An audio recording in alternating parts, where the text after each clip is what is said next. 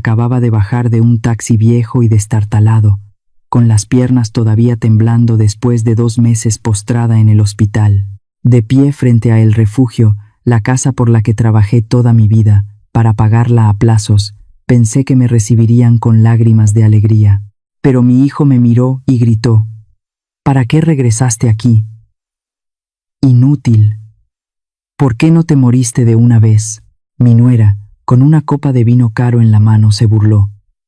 Esta casa ya tiene nuevo dueño para pagar nuestras deudas, así que ahora oficialmente eres una mujer sin hogar. Ante esa humillación, de pronto solté una sonrisa fría. Molestos preguntaron: ¿Qué tiene de gracioso? ¿Te volviste loca? Con total calma respondí: me río porque se apresuraron demasiado a repartirse el juguete de alguien que todavía sigue respirando. Y me río porque acaban de vender algo que nunca les perteneció. Mi nombre es María. Y a los 65 años todavía recuerdo claramente aquel día.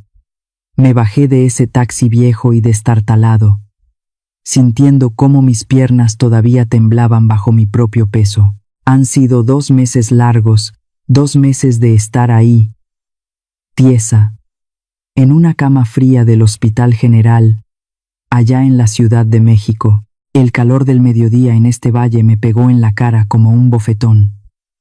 Y ese olor a tortillas recién saliditas del comal, que antes me sabía a gloria, ahora me dio una amargura en la garganta que no podía pasar. Me pasé la vida entera dando abonos, dejando de comer cosas buenas para que no faltara ni un peso de la hipoteca. ¡Qué ingenua fui! De veras que sí. En ese momento, mientras el sudor me bajaba por la nuca, todavía pensaba que al abrirse ese portón, me iban a recibir con los brazos abiertos y con lágrimas de felicidad. ¡Qué equivocada estaba! La primera puñalada no me la dio una palabra, sino lo que le habían hecho a mi casa. Mi portón negro, ese que yo mantenía siempre reluciente, lo habían arrancado de cuajo. En su lugar, colgaron unos plásticos mugrosos de construcción que apenas tapaban el desorden que había adentro. Mis bugambilias, Dios mío.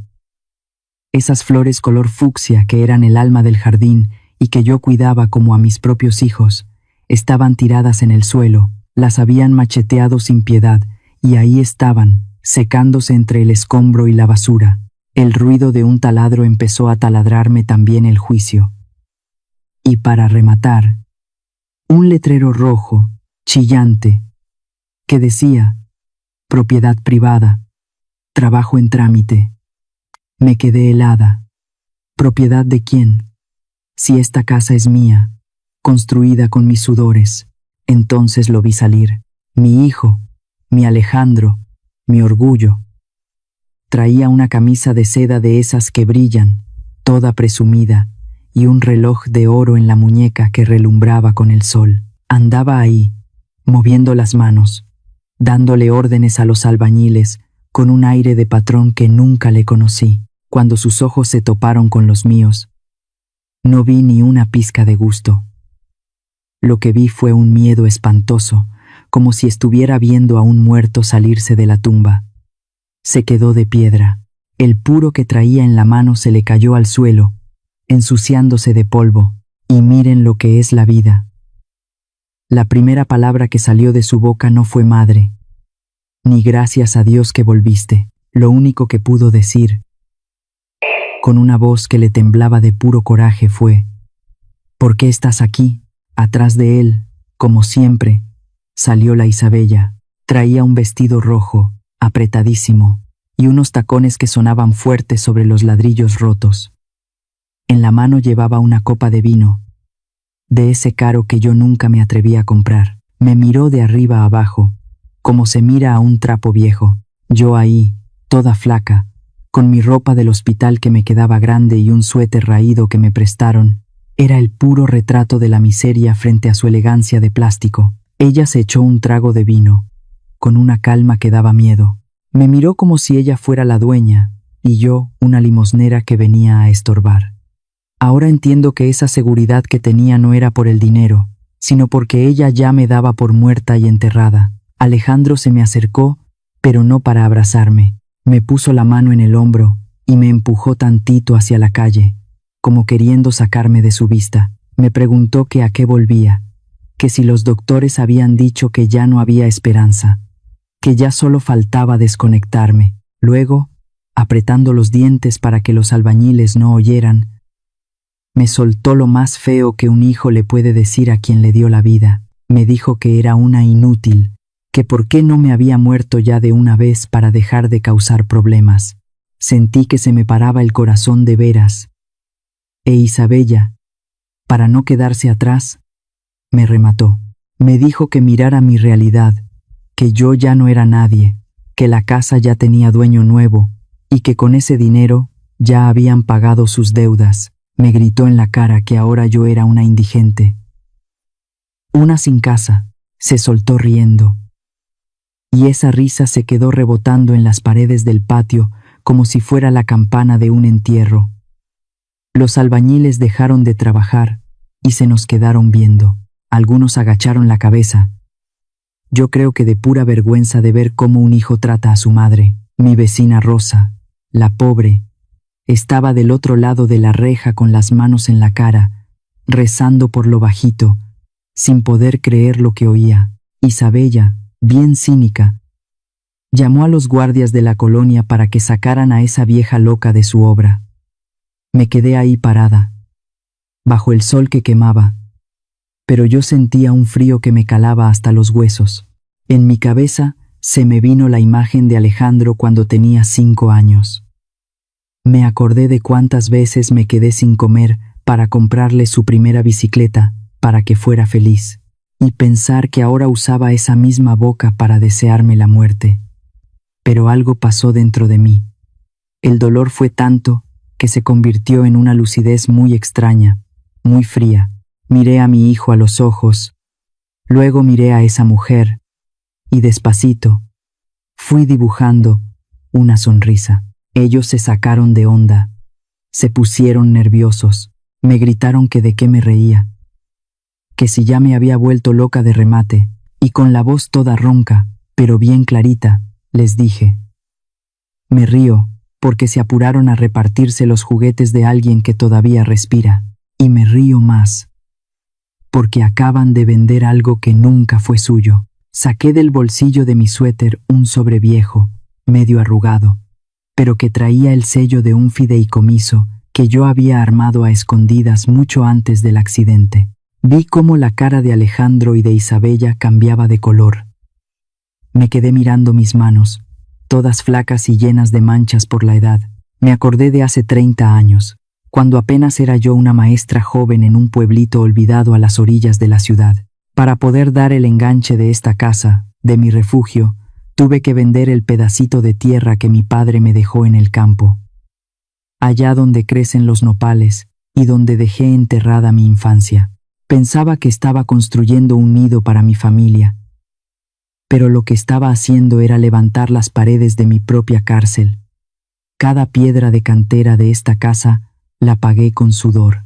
Me acuerdo de las noches que me quedaba despierta dando clases particulares hasta que me ardían los ojos, cenando puro caldito de frijoles para que a mi Alejandro no le faltara nada. Él era un niño bueno, de veras que sí, pero mi error fue querer taparle siempre el sol con un dedo, cuidarlo tanto que no dejé que la vida lo curtiera. Me gasté hasta el último centavo de mi jubilación para que estudiara en esa universidad de paga, porque él decía que quería ser abogado y defender la justicia.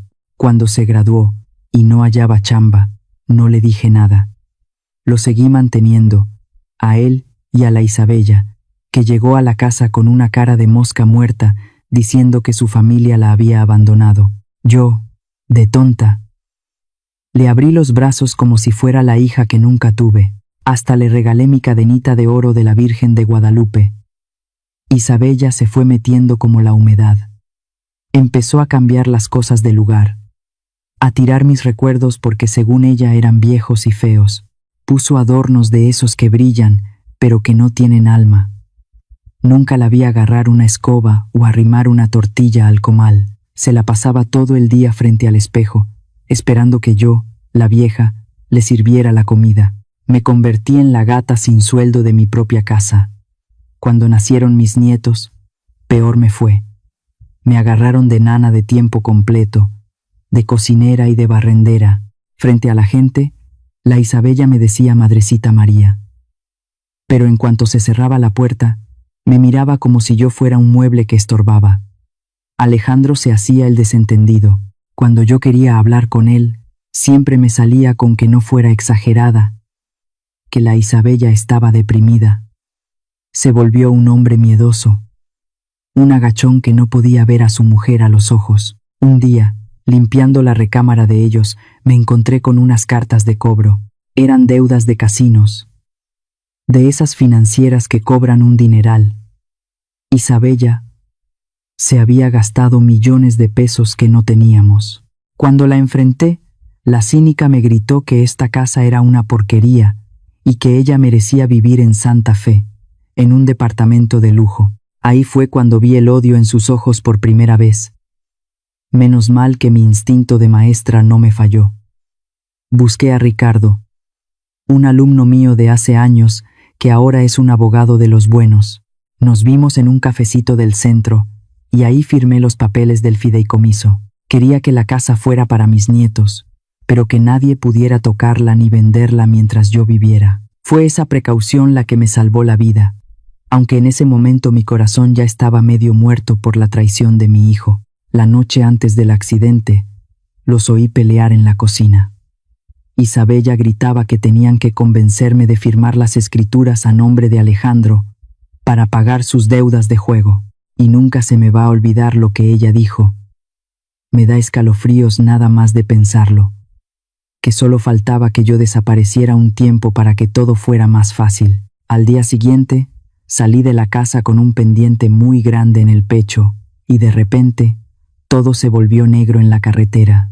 Todas esas décadas de sacrificio se me vinieron abajo hoy, cuando escuché a mi propio hijo preguntarme que por qué no me había muerto. Amigos, sentir que el hijo, que uno más quiso te diga esas palabras tan feas, es algo que no se le desea a nadie. Ustedes han pasado por algo parecido, o han visto una traición así en su familia. Cuéntenme lo que sienten aquí abajo. Los leo con el corazón en la mano. Me quedé ahí, postrada entre las paredes blancas, tan frías como el mármol, del Hospital General de la Ciudad de México. A mi alrededor, solo existía un sonido, un bip, bip, bip constante, monótono, que marcaba mis latidos. Mi cuerpo era como un ataúd de carne. No podía mover ni un dedo, pero mi cerebro estaba despierto. Y eso era una tortura que no le deseo a nadie. En esa oscuridad, mi oído se volvió mi única ventana a la vida y a la vez mi puerta al infierno. Escuchaba el traqueteo de las camillas por el pasillo, el chirrido de las suelas de goma de las enfermeras y ese olor a alcohol y cloroformo que se me metía hasta el alma, ahogándome despacio. Sentía un terror profundo al cerrar los ojos, porque en el silencio de la noche mi mente me jugaba pasajes oscuros y fríos. Un día, la puerta se abrió. No escuché rezos ni lamentos. Escuché un golpeteo seco, fuerte. Era Isabella. Sus tacones resonaban con una crueldad que me erizó el alma. Ni siquiera bajó la voz. Se acercó a la mesita y abrió mi bolso, el mismo que yo siempre tenía a un lado de la cama. La escuché revolver mis cosas con una frescura que me heló la sangre. Buscaba mis llaves, mis tarjetas. Alejandro estaba ahí. Lo escuchaba respirar agitado, con esa respiración de quien sabe que está haciendo una bajeza. Escuché el papel crujir entre sus manos. Estaban saqueando mis cosas mientras yo yacía frente a ellos. Quise gritar. Quise levantarme y darles una bofetada que les quitara la soberbia, pero lo único que mi cuerpo roto pudo hacer fue dejar escapar una lágrima muda, que bajó despacito por mi sien, perdiéndose entre las sábanas. Después vino lo peor. Escuché a Isabella susurrar, pero llena de una emoción que me dio asco. Ella decía que el doctor había dicho que yo no iba a librarla. Decía que si no vendíamos la casa en ese preciso momento, la gente a la que le debía dinero por el juego iba a llegar al hospital a cobrarse. Alejandro dudaba. Su voz sonaba chillona, como la de un niño asustado. Decía que cómo iban a venderla si las escrituras estaban a mi nombre y yo estaba en coma. Y ella, mi nuera, soltó una risa seca, metálica, que yo jamás le había escuchado. Me di cuenta, ahí mismo, en medio del dolor, que el amor de un hijo y la sangre, para ellos, solo valían lo que pesaba una escritura y unas deudas de apuestas. Sentí una mano grande y tosca tomar mi mano derecha. Era la mano de mi Alejandro, la mano que tantas veces le curé de raspones cuando era un niño.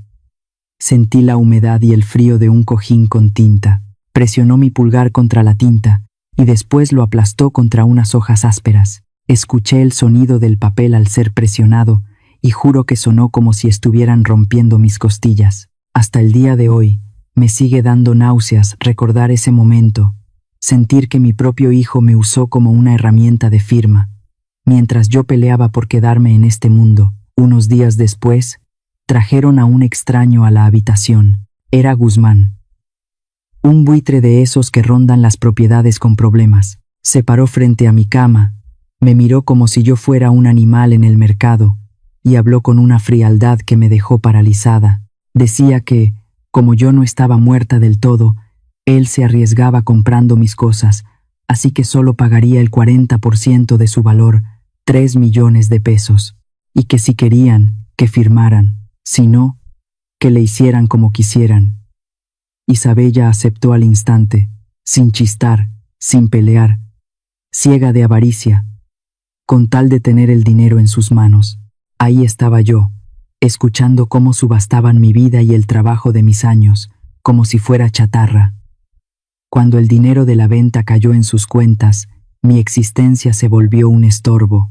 El dinero para mis cuidados médicos se convirtió en un gasto innecesario para ellos. Isabella le dijo a Alejandro que el hospital era un desperdicio, que de todos modos yo no iba a despertar, que por qué no hablaban con el doctor para dejarme ir en paz. Alejandro se quedó en silencio un buen rato, como sopesando el valor de mi vida. Al final, con un suspiro que me rompió lo que me quedaba de esperanza, dijo que lo iba a pensar, que si en una semana no mejoraba, él mismo firmaría para retirarme el soporte.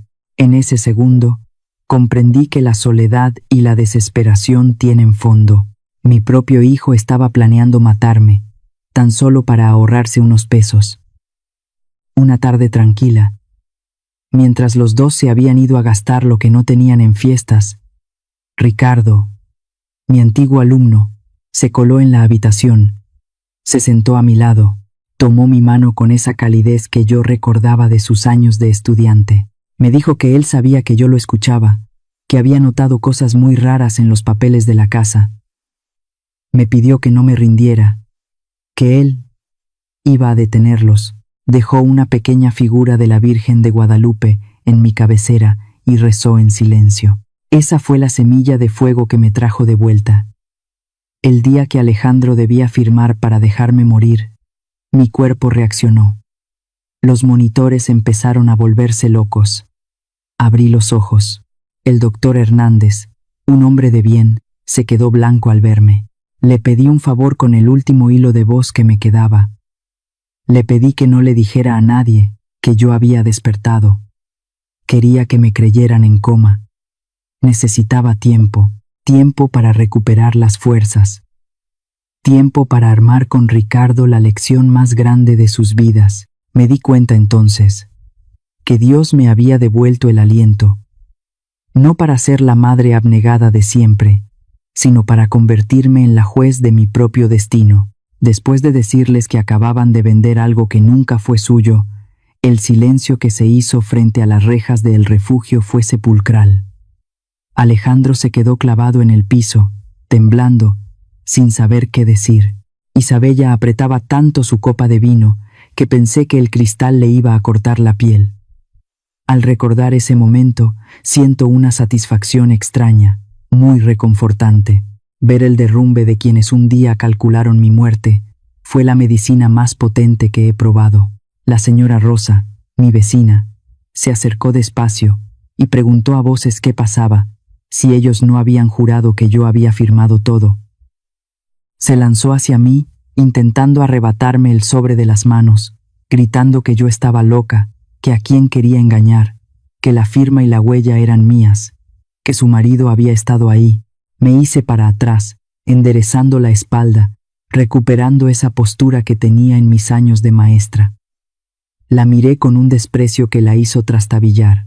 Le dije que sí, que habían tomado la huella de una mujer inconsciente, pero que la ley de nuestro México no protege a los ladrones de identidad. Ella levantó la mano para golpearme, pero Alejandro la agarró del brazo. No por amor hacia mí, sino porque sus ojos de cobarde alcanzaron a ver una camioneta negra y lujosa que venía entrando a la calle. De esa camioneta bajó Guzmán. Se veía imponente, con su ropa cara, pero la cara se le volvió ceniza al verme ahí de pie. No saludó a nadie. Caminó directo hacia Alejandro y a gritos le exigió explicaciones. Le preguntaba que qué pasaba, que por qué yo estaba ahí, si él le había pagado 3 millones de pesos por una casa vacía. Alejandro balbuceaba. Decía que no sabía, que yo había aparecido de la nada. Guzmán se me quedó viendo con unos ojos cargados de muerte. Me dijo que no le importaba cómo había despertado, que él tenía los papeles firmados y que la casa ya le pertenecía. Yo no le contesté, no quise pelear en la calle. Saqué la llave de repuesto de mi bolsa, esa que ellos jamás pudieron encontrar. Tuve que caminar entre los sacos de cemento, los botes de pintura fresca y los ladrillos amontonados. El olor a solvente me daba arcadas, pero cada paso que daba sobre la tierra de mi casa me llenaba de una fuerza que no conocía. Los invité a todos a pasar a la sala. Es la sala que Isabella había transformado, quitando mis sillones de caoba, llenándola de muebles modernos, fríos, sin historia. Me senté en el sillón principal, me sentí como una matriarca en su trono, frente a 3 personas que se estaban devorando por la ambición. Saqué del sobre una copia certificada del fideicomiso que el Banco de México resguarda desde hace 5 años. Les leí las letras con calma, asegurándome de que cada palabra golpeara en ellos. Les expliqué que la casa no me pertenecía a mí, que yo solo era la usufructuaria, que el banco era el dueño legal, y que cualquier movimiento sobre la propiedad era nulo sin mi firma, y sobre todo, sin la firma del representante del fideicomiso, el licenciado Ricardo. Vi cómo el rostro de Guzmán pasó del rojo del coraje al blanco de la miseria. Él sabe bien cómo se manejan los bienes raíces en esta ciudad. Entendió, al instante. Guzmán perdió el control. Agarró a Alejandro del cuello de su camisa de seda, estampándolo contra la pared. Le gritó que era un maldito infeliz, que le había asegurado que era el único heredero con poder de decisión, que lo había estafado por 3 millones de pesos.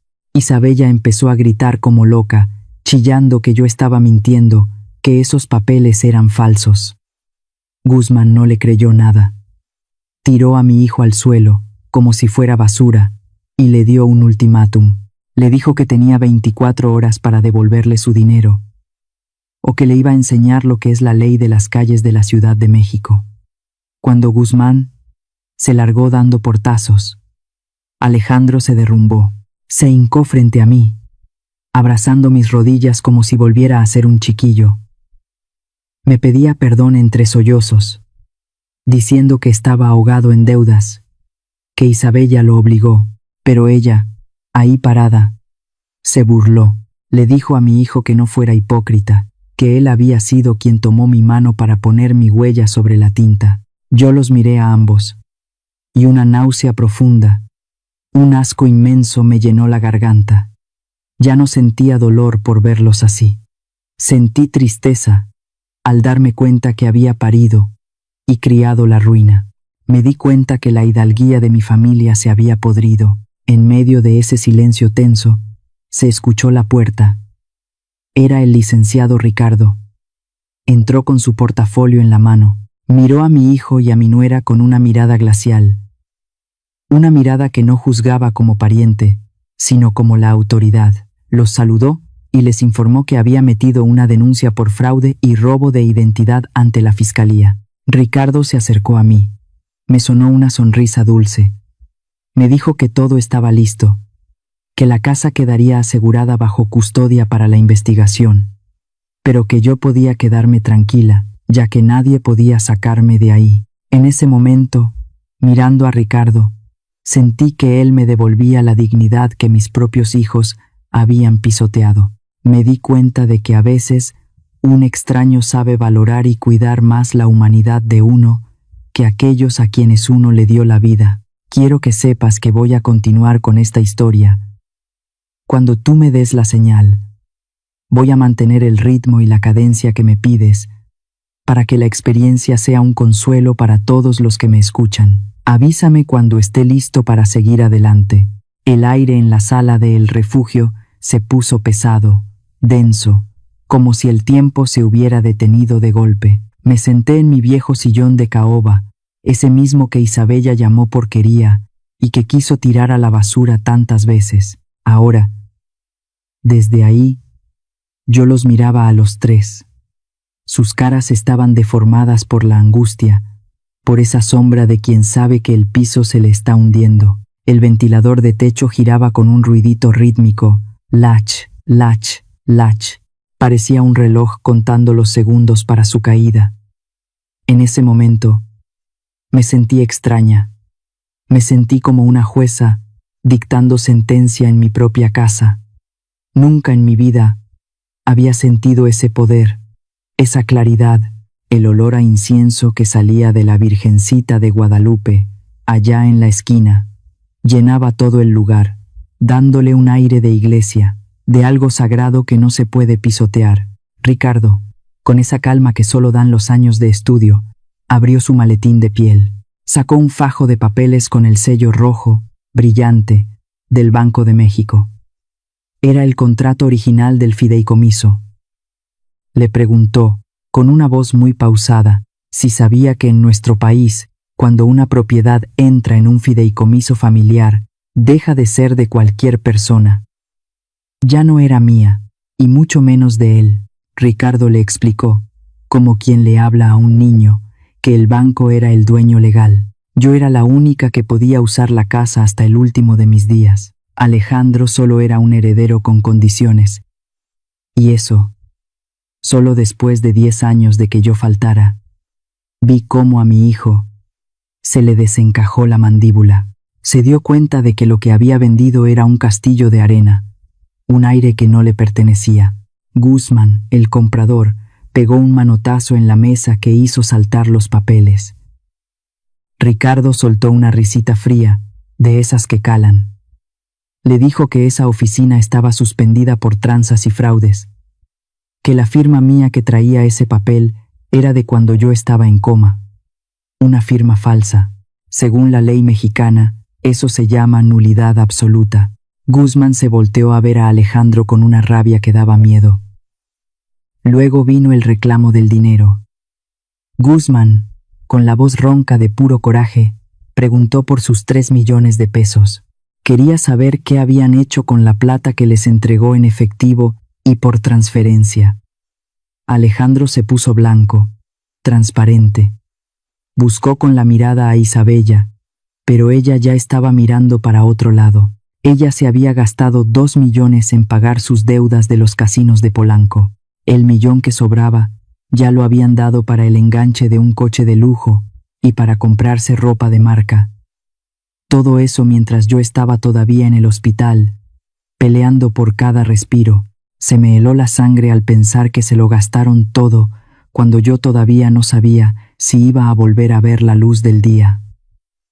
Isabella, al ver que el barco se hundía, cambió de cara, se tiró al suelo, se arrastró hasta mis pies y empezó a chillar.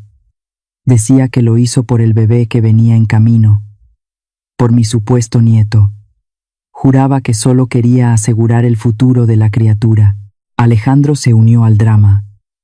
Me suplicaba que retirara la denuncia, que por la sangre que nos unía no los mandara a la cárcel. Por un segundo, mi corazón de madre quiso flaquear. Todavía quedaba una chispita de esa mujer que siempre les perdonó todo. Pero entonces me acordé de ellos hablando de desenchufarme, de dejarme morir para ahorrarse el hospital. Sacó su teléfono y empezó a llamar a su gente. Les ordenaba que vinieran a el refugio, que trajeran armas. Decía que si no le devolvían su dinero, se iba a cobrar con sus vidas. Ricardo se puso de pie. Muy firme, le advirtió que si usaba la violencia, se iba a quedar sin casa y sin dinero, y que además terminaría encerrado. Le avisó que la patrulla ya estaba por llegar, que yo misma había pedido protección. La ley llegó a tiempo para evitar una desgracia, pero el odio ya había echado raíces profundas. Me levanté de mi silla y los miré de frente. Les dije que a partir de ese segundo no tenían derecho a pisar mi recámara ni a tocar nada de mi casa. Mandé llamar a Sofía, mi empleada de toda la vida, y le pedí que sacara sus cosas. Les dije que se fueran al cuartito de Trevejos, allá al fondo del jardín. Isabella gritaba como loca al ver sus bolsas caras tiradas entre el polvo, pero a mí ya no me importaba. Les estaba quitando el lujo para empezar a recuperar mi respeto.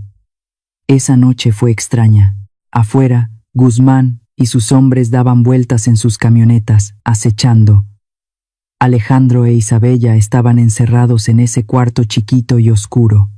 Yo me fui a mi recámara grande, me acosté y me quedé mirando el techo. La soledad me abrazó, pero era una soledad distinta.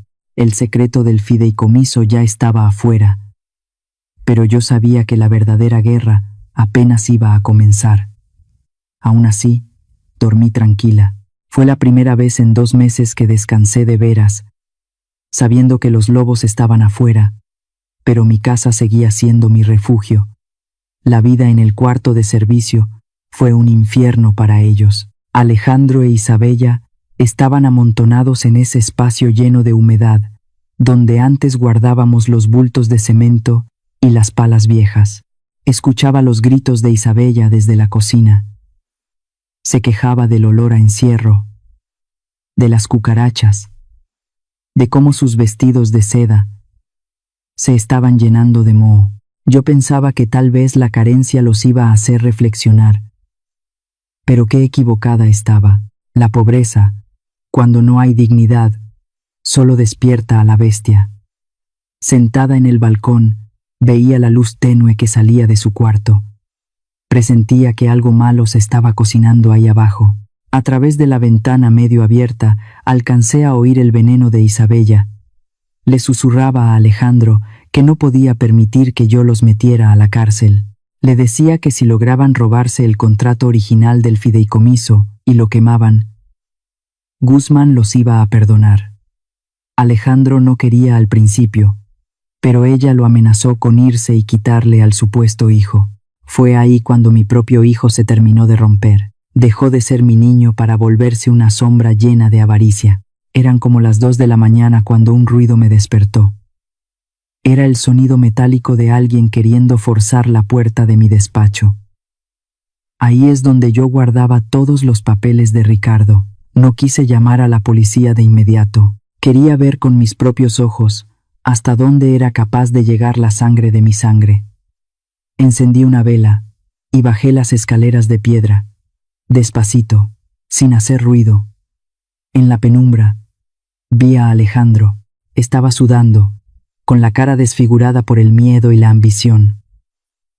Revolvía mis cajones como un loco, tirando mis libros, mis cosas queridas. Isabella estaba en la puerta, cuidando, apurándolo, para que encontrara el sobre del banco. Encendí la luz de la habitación y mi voz sonó más fuerte de lo que yo misma esperaba.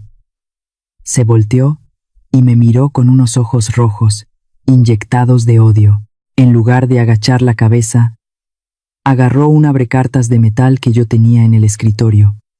Me apuntó con él, con la mano temblorosa. Me gritaba que le diera los papeles, que por qué me empeñaba en arruinarles la vida. Decía que de todos modos yo ya estaba vieja, que ya me iba a morir, que para qué quería la casa si él estaba hundido en deudas. Sentí que se me partía el alma en dos. Ver esa punta de metal dirigida a mi pecho, sostenida por el hombre al que yo le enseñé a caminar, fue peor que el accidente. Le pregunté, con el corazón en la mano, si de veras se atrevería a matarme por una barda de piedra, y Alejandro empezó a llorar, pero era un llanto de rabia.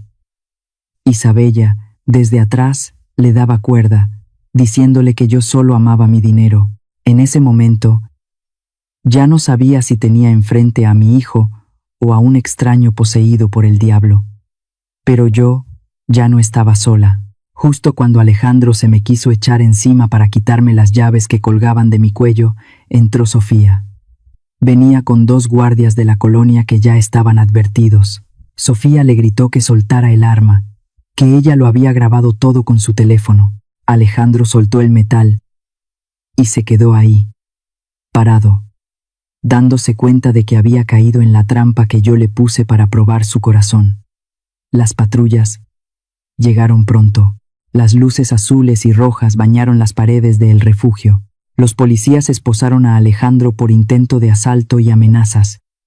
Isabella quiso escapar por atrás, pero la agarraron en el patio. Me gritaba cosas horribles, insultos que ninguna mujer debería decir. Alejandro me miraba con ojos de perro apaleado, rogándome que dijera que todo era un juego, que no dejara que se lo llevaran. Me di la vuelta. No quise ver su cara ni una vez más. Con una voz que me salió fría, como salida de un congelador, les dije a los oficiales que se los llevaran, que yo no conocía a ese hombre, que yo no tenía ningún hijo que se llamara Alejandro. El silencio que quedó después de que se fueron las sirenas era insoportable. Me senté en el piso de mi despacho, entre mis papeles tirados, y lloré. Lloré como no lo había hecho en años. Lloré por los 35 años de errores que cometí al criarlo así. Sofía se sentó a mi lado y me abrazó. Ahí estábamos las dos, solas en esa casa tan grande.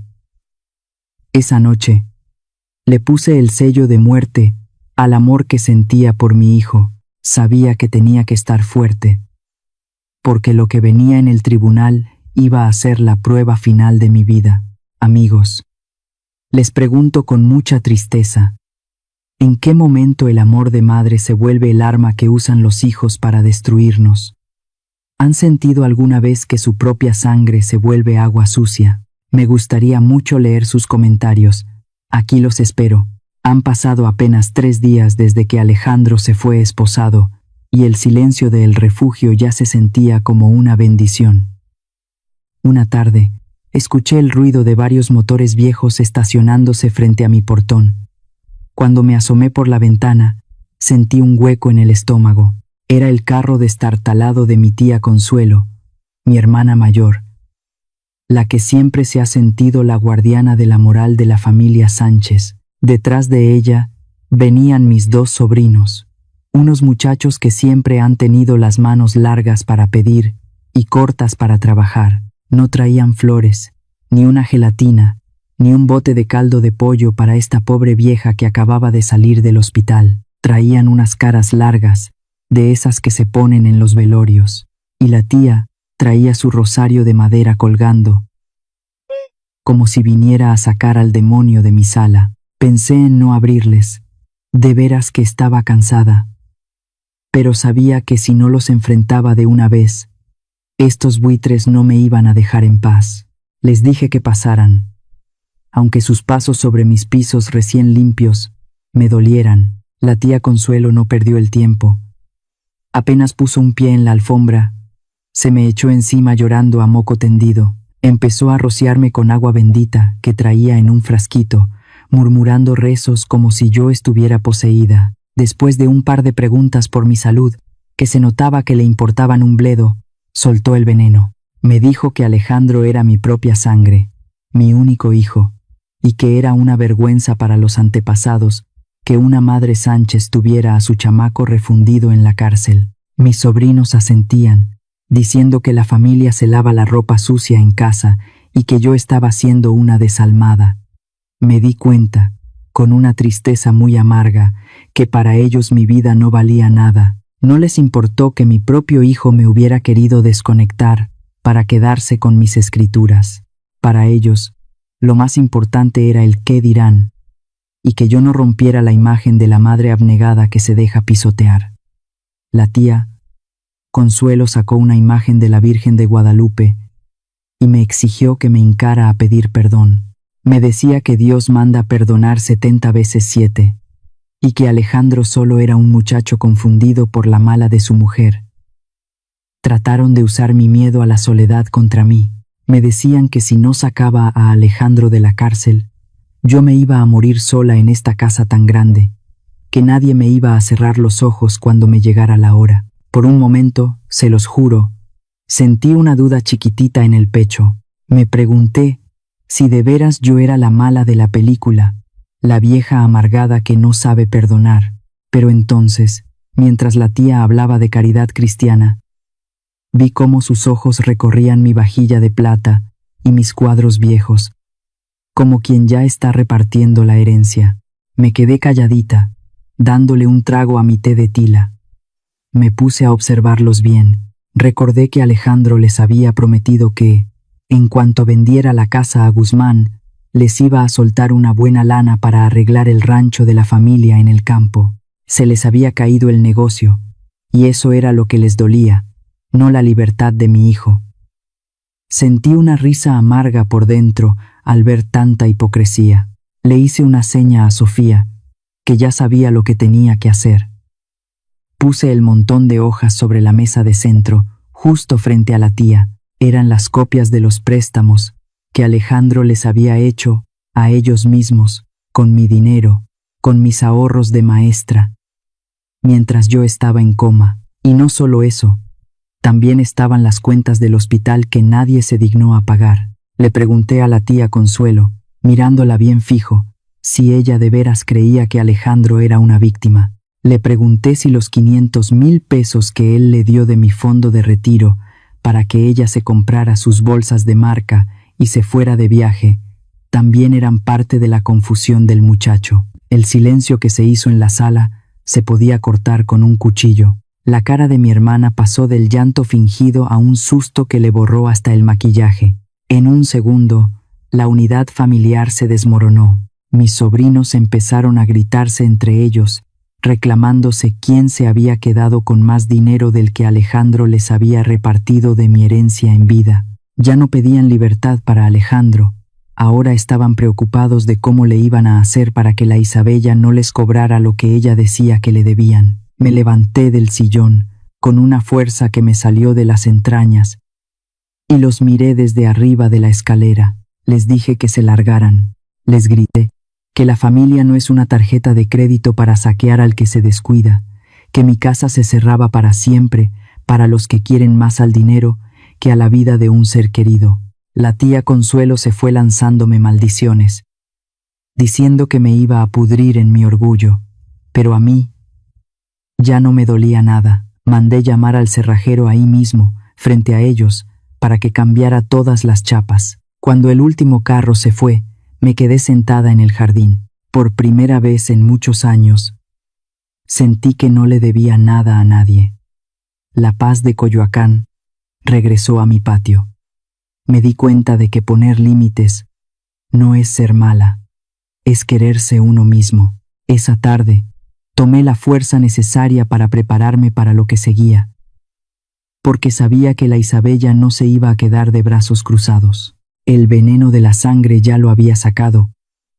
Ahora faltaba terminar con la víbora, que todavía andaba suelta. Dicen que el mal nunca descansa.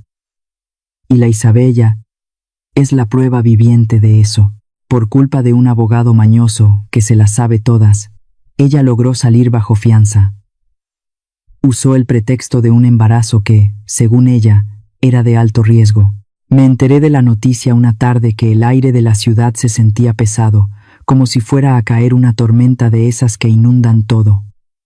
Fui muy tonta al pensar que la justicia la iba a guardar bajo llave tan rápido. Los malos siempre saben dónde están los agujeros de la ley para salirse con la suya. Sofía y yo cerramos todo con doble llave, pero el miedo no se quita con cerrojos. Isabella no regresó a la casa, pero empezó una guerra más fea. La de la lengua. Se puso a publicar en todos los grupos del barrio que yo era una suegra malvada, que la había echado a la calle estando embarazada y que yo le había robado el dinero de su esposo. Ponía fotos mías de cuando yo estaba en el hospital, toda demacrada, diciendo que yo fingía la enfermedad para llamar la atención. La gente en el mercado me empezó a ver raro. Algunas señoras que antes me saludaban con respeto, ahora me volteaban la cara. Hasta me tiraron basura en la puerta de la casa un par de veces. Me dolía hasta el alma ver cómo esta mujer convertía mi vida en una basura para dar lástima. Ella sabía que en México, a la mujer embarazada se le respeta, y usó ese sentimiento para ponerme a todos en contra. Pero yo no me iba a quedar llorando en un rincón. Isabella se alió con Guzmán. Los dos estaban desesperados. Guzmán quería sus 3 millones de vuelta, y ella quería desaparecer con lo que pudiera robarme. Planearon meterse a mi casa una noche para vaciar mi caja fuerte, esa donde guardo mis pocas joyas y los documentos importantes. Me enteré porque Ricardo tiene sus contactos. Me dio miedo. Sí, mucho miedo de pensar que esa mujer, a la que yo traté como a una hija, fuera capaz de querer quemar mi casa con tal de borrar sus rastros. Era un zapatito de bebé, blanco, muy tierno, pero venía con una nota que me revolvió el estómago. Decía que si no retiraba la demanda contra Alejandro, ella se iba a matar junto con el niño para que yo cargara con esa culpa toda la vida. Esa misma noche se paró frente a mi casa a gritar, a llorar como una loca para que los vecinos salieran a verla. Por un momento, mi corazón de abuela me quiso traicionar, pero cuando vi su sonrisa burlona a través de la mirilla, supe que todo era puro teatro. Le pedí a Ricardo que investigara quién era de veras Isabella. Lo que descubrió me dejó fría. Resulta que la Blanca Paloma ya se había casado 2 veces antes, en otros estados, y a los 2 maridos los había dejado en la ruina. Uno de ellos hasta se quitó la vida de la desesperación. E Isabella nunca estuvo huérfana. Simplemente su familia ya no la quería ver ni en pintura por todas las tranzas que había hecho. Lo más importante fue que Ricardo encontró al doctor que le dio el certificado de embarazo. Un hombre que ya tenía varias demandas por vender papeles falsos. Isabella me citó en el bosque de Chapultepec muy temprano, un sábado. Decía que me quería entregar unos recuerdos de mi difunto esposo que ella se había llevado. Ricardo me dijo que no fuera, que era peligroso, pero yo sabía que si no la enfrentaba cara a cara, esa mujer nunca me iba a dejar en paz. Fui preparada, con 2 guardias de civil que Ricardo contrató y con una grabadora escondida bajo mi chal. Sentía que me jugaba la vida, pero ya no tenía nada que perder. Cuando llegué al lugar, Isabella ya no era la muchacha que pedía perdón. Se quitó la máscara, me gritó de todo.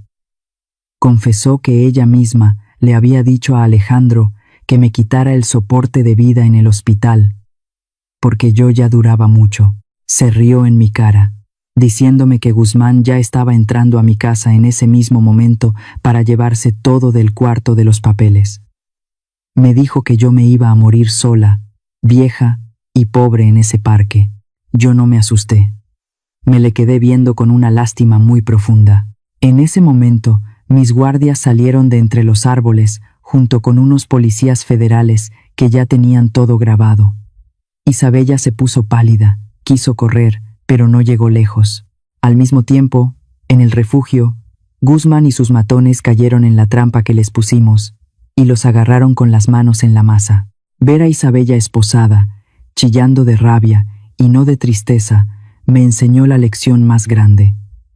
A veces el enemigo no viene de afuera, sino que duerme en la habitación de al lado, pero también aprendí que la verdad tiene su propia fuerza y que nadie, por más mañoso que sea, puede tapar el sol con un dedo para siempre.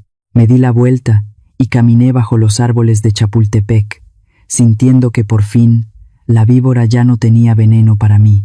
Guzmán no se quedó encerrado mucho tiempo.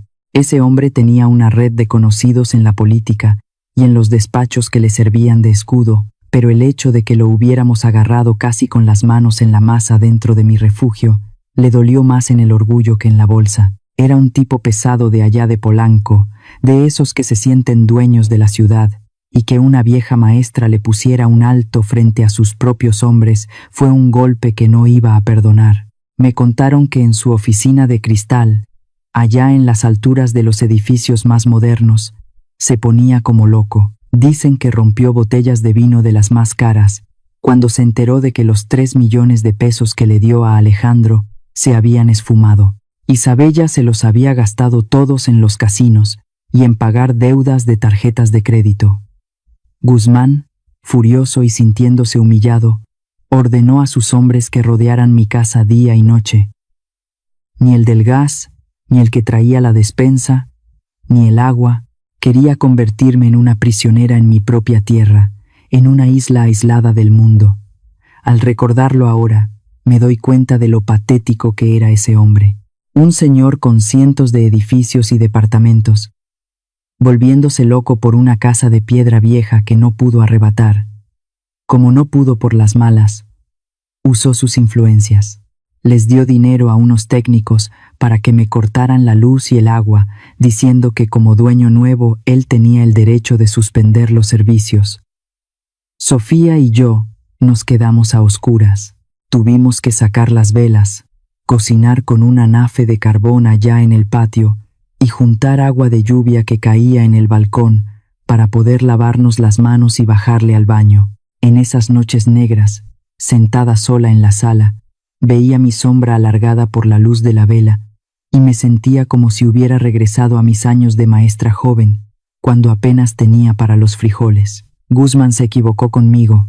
Pensó que quitándome las comodidades me iba a doblar. Pero se le olvidó que yo ya había regresado de la muerte, a una mujer que ya estuvo en el umbral del más allá. No le asusta un poco de sombra, pero no contaban con mi ejército, no un ejército de armas, sino de mentes. La noticia de que la doña María estaba siendo asediada por un tiburón inmobiliario corrió como pólvora entre mis antiguos alumnos. Un buen día, escuché un relajo afuera del portón. Era una caravana de coches cargados con garrafones de agua y comida. Al frente venía Paco, un muchacho que hace 20 años se sentaba en la primera fila de mi clase y que ahora es un periodista de esos que no le tienen miedo a nada.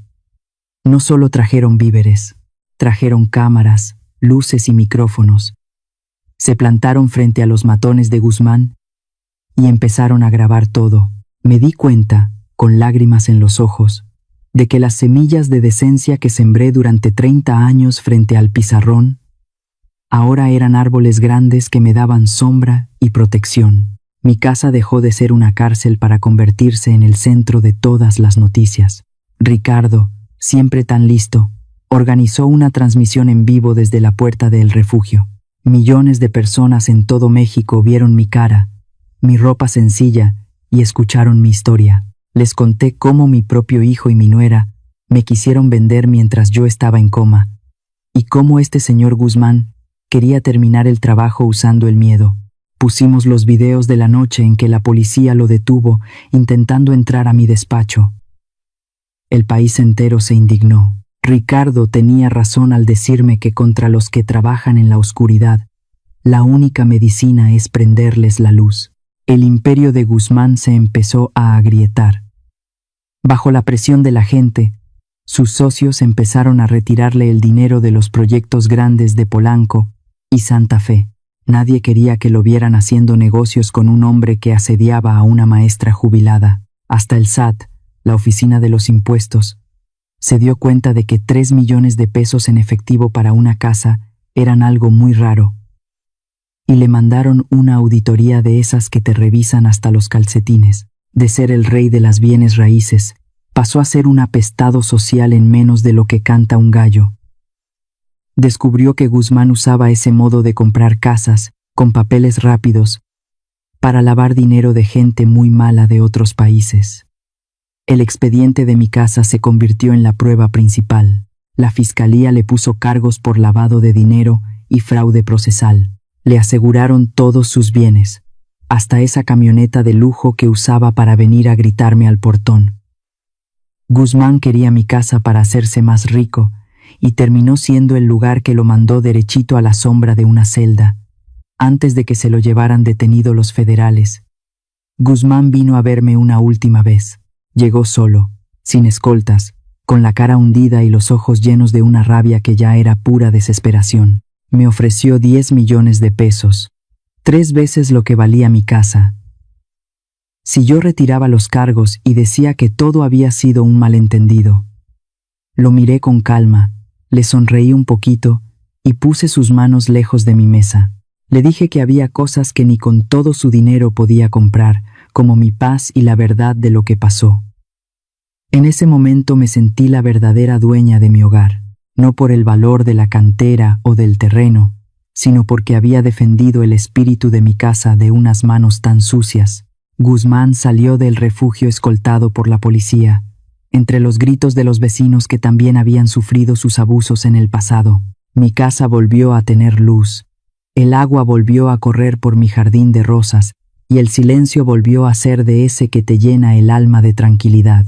Guzmán fue solo una prueba para demostrarme que, cuando uno está del lado de lo que es justo, no hay gigante que no caiga. El día del juicio en el Tribunal de la Ciudad de México, el aire se sentía cargado de una solemnidad que me calaba los huesos. Me puse mi mejor vestido negro, me peiné el pelo blanco con cuidado y entré apoyada en el brazo de Ricardo. Todavía sentía los estragos del accidente en mis rodillas, pero mi espalda estaba más derecha que nunca. Afuera, la plaza estaba llena de gente de Coyoacán, mis vecinos, mis alumnos, todos estaban ahí gritando mi nombre. Nunca pensé que iba a tener que pisar un juzgado para ver a mi único hijo a los ojos y acusarlo.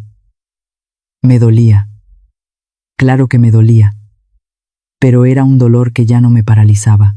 Entramos a la sala y el olor a madera vieja y a justicia me envolvió. Cuando el mazo del juez sonó, un golpe seco que resonó en las paredes, supe que el momento de la verdad había llegado. Ya no había marcha atrás. Ahí estaban ellos, Alejandro e Isabella, sentados del otro lado, esposados. No se parecía en nada al hombre presumido de la camisa de seda. Tenía la barba crecida, los ojos hundidos, y no podía levantar la mirada para verme. En cambio, Isabella seguía intentando su último truco. Traía un vestido flojo, se tocaba la panza a cada rato, y lloraba de esa forma falsa para que el jurado le tuviera lástima por su supuesto embarazo. Me dio un escalofrío ver al hombre que yo misma arrullé sentado en la silla de los acusados como un extraño. Alejandro me miró un segundo, con ojos de perdón, pero mi corazón se quedó frío. No podía olvidar la noche del cuchillo. Me tocó pasar al estrado. Mi voz salió ronca, cansada, pero cada palabra era clara. Les conté cómo escuché sus planes, mientras yo estaba en un coma profundo.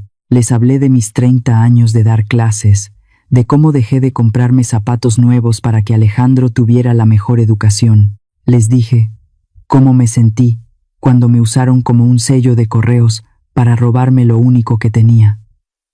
La gente en la sala se quedó calladita. Se oían los sollozos de algunas señoras.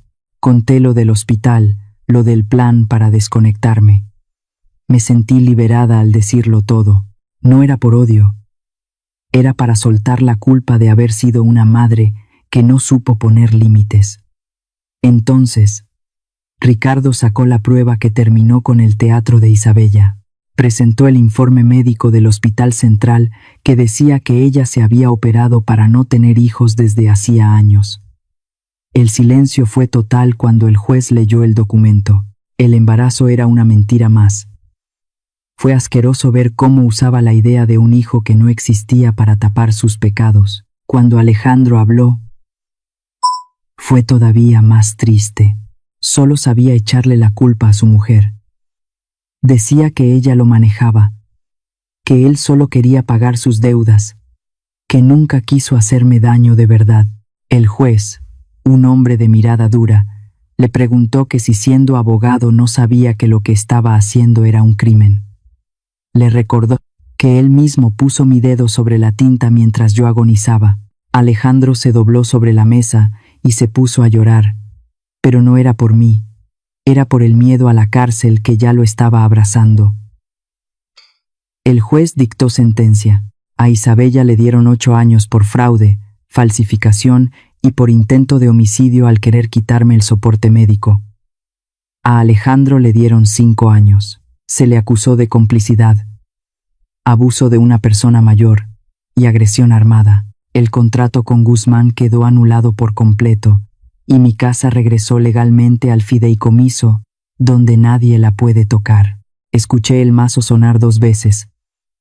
Clac, clac, y sentí que una cadena muy pesada se me caía de los hombros. La pesadilla por fin tenía un final. Pedí permiso para ver a Alejandro una última vez en el área de archivos antes de que se lo llevaran. Se tiró a mis pies, llorando como un niño, tratando de agarrarme el vestido a través de las rejas. Me rogaba que lo sacara, que él iba a cambiar, que iba a ser un buen hijo. Lo miré sin lágrimas, con una paz que me asustaba a mí misma. Le dije que ya lo había salvado muchas veces en su vida, pero que esta vez la forma de salvarlo era dejarlo cumplir su condena, que ahí adentro iba a tener que aprender a ser un hombre antes de aprender a ser un hijo. Me di cuenta de que perdonar no es tapar las tranzas, es dejar que cada quien cargue con su propio bulto. Salí del juzgado y el sol de la ciudad me bañó la cara. Era una luz hermosa, brillante. Ricardo me tomó de la mano y me sonrió con cariño. Me dijo que ya era hora de irnos a descansar a nuestro hogar. Caminé hacia el coche y miré hacia arriba, al cielo azul de mi México. Sentí que por fin mi alma estaba limpia de todo ese lodo de la traición. La casa estaba segura, pero lo más importante era que yo por fin era libre. Ya no era la madre que se dejaba pisotear por amor. Ahora era una mujer que había recuperado su vida y su dignidad. Me subí al coche sabiendo que mi refugio me esperaba, pero esta vez sin mentiras ni sombras bajo su techo. Después de que el juez cerró el caso, lo primero que hice fue limpiar mi casa. Pero no una limpieza de esas de diario. No, señor. Contraté a un equipo completo para que sacaran hasta el último rastro de esa mujer. Mandé a la basura esos sillones de piel brillosa que olían a pura soberbia y las cortinas de seda que le quitaban la luz a mis ventanas. Pedí que pintaran todas las paredes de un color blanco crema, de ese tradicional que siempre ha tenido el refugio. Quería quitar ese olor a pintura barata que dejaron las obras inconclusas de mi hijo, y mis bugambilias, mis pobres plantas macheteadas, volvieron a su lugar.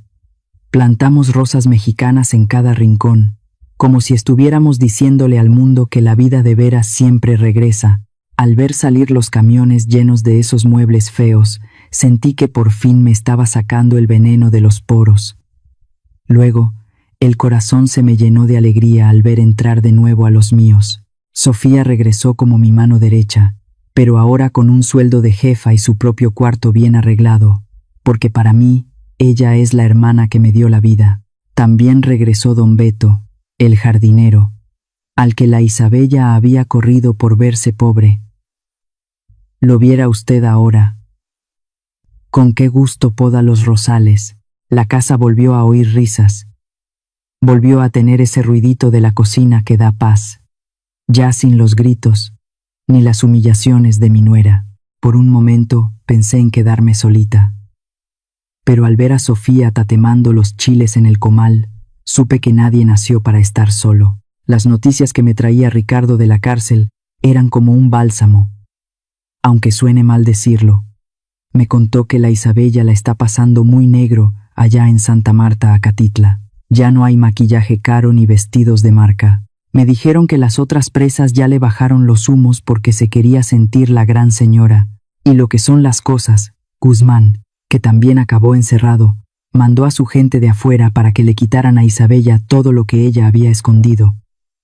La dejó en la calle, sin un peso para su defensa. Me da risa pensar que la mujer que me quiso dejar sin techo, ahora no tiene ni un ladrillo propio fuera de esas 4 paredes de piedra. El niño que nunca quiso ensuciarse las manos, ahora tiene que levantarse a las 5 de la mañana a labrar la tierra bajo el sol que quema. Me manda cartas. Fíjese usted, ya no me reclama nada. Ya no me amenaza. Ahora me cuenta que tiene las manos llenas de ampollas y que extraña mis frijolitos refritos. Yo leo sus cartas, las doblo con cuidado, pero nunca le contesto. No le mando ni un peso de ayuda. Mi silencio es la lección más dura que le puedo dar, para que aprenda a ser hombre por su propia cuenta, ya que de madre ya tuvo mucha. Para celebrar que la casa volvía a ser mía, armé una fiesta de las buenas. No invité a ninguno de esos parientes interesados que solo vinieron a pedir por Alejandro para salvar su pellejo. El olor a mole poblano y a tamales de dulce llenaba todo el jardín, mientras un mariachi tocaba esas canciones que le llegan a uno al alma. Mi vecina Rosa me apretaba la mano y lloraba de gusto. Ahí entendí que la familia no es nomás la sangre, sino la gente que se queda contigo cuando el barco se está hundiendo. Los vecinos ricos de la cuadra, esos que antes me veían con feo por los chismes que puso Isabella en internet, ahora venían a pedirme perdón. Me volví un ejemplo para muchas mujeres de mi edad en el barrio. Venían a preguntarme cómo le hice para protegerme, cómo puse mis límites. El refugio dejó de ser una casa en disputa para volverse un símbolo de dignidad. Me sentí muy orgullosa de ver que no gané humillando a nadie, sino simplemente dándome mi lugar. A mitad de la fiesta, Ricardo se me acercó con una cajita. Era mi cadena de la Virgen de Guadalupe, esa que Isabella se robó y vendió en una casa de empeño. Ricardo se pasó semanas buscándola por todo México hasta que la halló. Nos quedamos mirando un momento y sentí que a mis 65 años todavía hay espacio para un cariño maduro y de verdad. A veces hay que limpiar la basura para que llegue la gente buena. Ese día tomé una decisión. Voy a usar los cuartos que sobran en esta casa para abrir una fundación. Se va a llamar el Refugio de María. Vamos a ayudar a viejitos que, como yo, sufren por la ambición de sus hijos. Esta casa ya no es solo mía, es una esperanza para los que se sienten abandonados. Al ver el sol caer sobre mis rosas, sentí una paz que no tiene precio. Mi accidente no fue el final. Fue la purga que necesitaba para entender que mi misión apenas comenzaba. Me desperté hoy con la luz del sol, dándome en la cara, entrando por esa ventana de madera que tanto me gusta. Ya no escucho el bip, bip de las máquinas, ni huelo a medicina. Ahora mi casa huele a jazmín fresco. Me bajé de la cama sin usar el bastón, sintiendo el calorcito de los ladrillos de barro bajo mis pies. Fíjese que antes me daba miedo no volver a pisar mi suelo. Pero aquí estoy, firme como un roble. Sofía ya me tenía listo mi café de olla, bien dulcecito, y una concha recién traída de la panadería. Nos sentamos afuera, viendo cómo Coyoacán empezaba a despertar. Esos 2 meses en la oscuridad me enseñaron que poder respirar tranquila, sin que nadie te esté deseando la muerte por un puñado de pesos, es la riqueza más grande que hay. El refugio ya es otra cosa. Ahora es un lugar donde otros abuelos vienen a buscar ayuda. Recibí a una señora de mi edad, pobrecita, que su propia nuera la sacó a la calle. Cuando la vi llorar, me vi a mí misma hace unos meses. Le tomé las manos y le dije que no tuviera miedo, que aquí la ley y nosotros la íbamos a cuidar. Sentí que mi venganza contra la vida fue esa: convertir mi dolor en un techo para los demás. Es una satisfacción muy dulce ver que el mal que me quisieron hacer se convirtió en puro bien para gente que de veras lo ocupa. Me llegó otra carta de Alejandro desde la prisión. Dice que ahora cuida nopales en el campo y que la piel de sus manos ya se puso dura. Me pide que le mande una foto de cuando él era chiquito, de cuando todavía era un buen niño. Tomé la carta y sin pensar mucho, la eché a la chimenea. Ya no le guardo coraje, ya se me pasó el odio, pero tampoco hay lugar para él en mi vida nueva. Mi perdón fue dejarlo ahí, para que la vida le enseñe lo que yo no supe enseñarle por querer lo demás.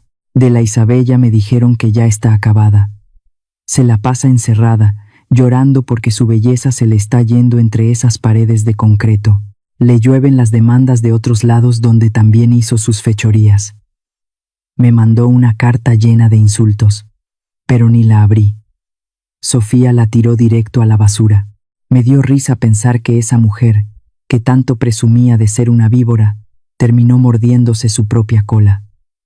Al caer la tarde, Ricardo pasó por mí para ir a caminar a la Plaza Hidalgo. Nos fuimos despacito entre los árboles viejos, oyendo a los mariachis que tocan para los turistas. Nos sentamos a tomarnos un tequila y a platicar de los viajes que quiero hacer ahora que ya no tengo que mantener a nadie. Ricardo me tomó de la mano y me dijo que soy la mujer más valiente que ha conocido. A mis 65 años, me di cuenta de que mi vida no se está acabando, sino que apenas está empezando un segundo tiempo. Pero ahora, yo soy la que lleva el balón. Hace poco me dieron un premio en la ciudad por ayudar a los adultos mayores. Me paré frente a todos y no hablé de mi tristeza. Hablé de los límites. Les dije que la familia es sagrada.